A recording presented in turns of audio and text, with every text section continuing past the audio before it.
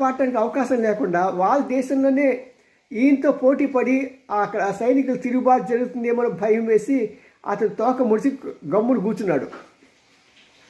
మరి దేవుడు అలాగా అతనికి గుణపాఠం నేర్పిస్తున్నట్టున్నాడు. ఏదైనా సరే మన మంచికి.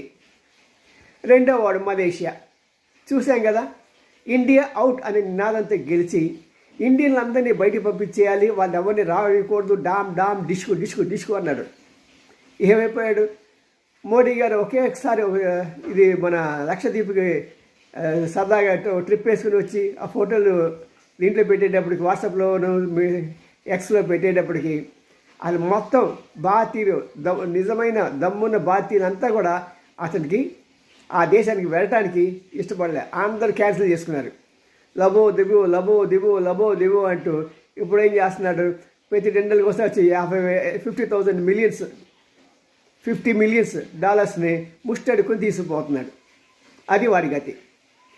ఆ తర్వాత ఇటు వచ్చేటప్పటికి పాకిస్తాన్.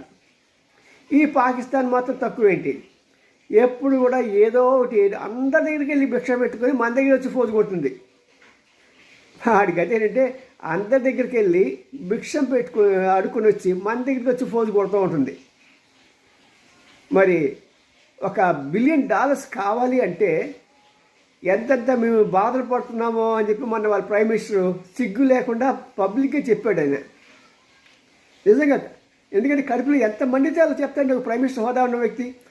నేను మా బాసు మా ఫెయిల్డ్ మాస్టర్ ఉన్నారు కదా, మేమిద్దరం కలిసి వెళ్ళి అక్కడ మా దగ్గర డబ్బులు ఇవ్వండి ప్రాణం చచ్చిపోతున్నదండి బాబు అని చెప్పి పాపం బాధపడుతుంది. నిజంగా ఆ ముఖంలో ఆ కవలికలు చూస్తుంటే చాలా బాధ వేసింది. ఎంతటి పెద్ద మనిషికి ఎలా అడుక్కునే స్థాయికి దిగిపోయాడని. మరి